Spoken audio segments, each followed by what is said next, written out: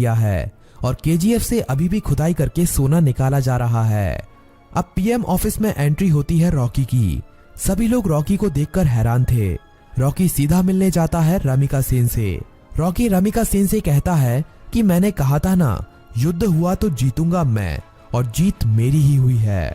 रमिका सेन कहती है कि अच्छा है तुम जिंदा हो, अब मैं तुम्हारे सामने ही तुम्हारे केजीएफ को तुमसे छीन लूंगी। रॉकी कहता है कि उसकी नौबत ही नहीं आएगी। रमिका सेन रॉकी की इस बात को समझ नहीं पाती, तभी रॉकी वहां से चला जाता है।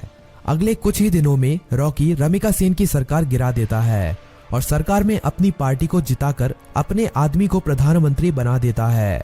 रॉकी अब दोबारा रमिका सेन को फोन करता है और कहता है कि अब क्या करोगे, अब तो तुम्हारी सरकार भी नहीं रही। रमिका सेन कहती है कि अब मेरी जिंदगी का एक ही मकसद है, तुम्हारी मौत। रमिका सेन रॉकी के सभी दुश्मनों को इकट्ठा करती है। रमिका सेन इनायत खली से भी हाथ मिला लेती है और जितने भी रॉकी के देश विदेश में दुश्मन थे सभी को इकट्ठा करके रॉकी को मारने का प्लान बनाती है।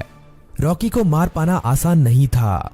रॉकी जितना अकेला खतरनाक था उससे ज्यादा खतरनाक उसके गैंग के लोग थे। रमिका सेन को इंडोनेशिया और अमेरिका की गवर्नमेंट से भी सपोर्ट मिलता है, लेकिन रॉकी जानता था कि रमिका सेन उसके केजीएफ को तबाह करने में अपना पूरा जी जान लगा देगी।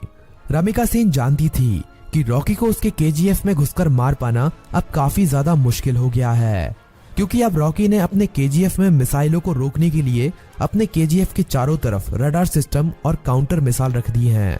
अब अगर कोई भी उसके केजीएफ के अंदर घुसने की कोशिश करेगा तो वो मारा जाएगा। रमिका सेन जानती थी कि रॉकी को मारने के लिए उसको केजीएफ से बाहर निकालना पड़ेगा और अकेले रॉकी के मरते ही उसका सारा साम्राज्य खत्म हो जाएगा। इंडिया में अपनी गवर्नमेंट खड़ी करने के बाद इंडिया की गवर्नमेंट रॉकी के लिए एक काफी बड़ी पार्टी रखती है। इस पार्टी में विदेशों के बड़े बड़े बिजनेसमैन, बड़ी बड़ी गवर्नमेंट के लीडर आते हैं। रॉकी की सिक्योरिटी के लिए इस पार्टी में काफी ज्यादा सिक्योरिटी लगी हुई थी। रॉकी पार्टी में पहुंच जाता है। थोड़ा नाच गाना होने के बाद पार्टी में एंट्री होती है रमिका सेन की। रॉकी से थोड़ी बातचीत करने के बाद रमिका सेन कहती है कि अब समय आ गया है कि तुम्हारे साम्राज्य को यहीं पर खत्म कर दिया जाए। पर तभी रॉकी के चारों तरफ हजारों लोग उसके ऊपर बंदूक तानकर खड़े हो जाते हैं। रॉकी की खुद की गवर्नमेंट उसे धोखा दे देती है और विदेशों से आए हुए बिजनेसमैन भी उसकी मौत का तमाशा देखने के लिए वहां पर आए हुए थे। सभी विदेशों के बिजनेसमैन चाहते थे कि रॉकी की मौत होने के बाद वो केजीएफ पर कब्जा कर लेंगे और अपने बिजनेस को फैलाएंगे और ढेरों पैसा कमाएंगे। ये सब देखकर रॉकी खुद हैरान रह जाता है, पर रॉकी जानता था कि एक दिन उसकी मौत जरूर होगी, इसीलिए वो अपने आखिरी पल में भी निडर रहता है।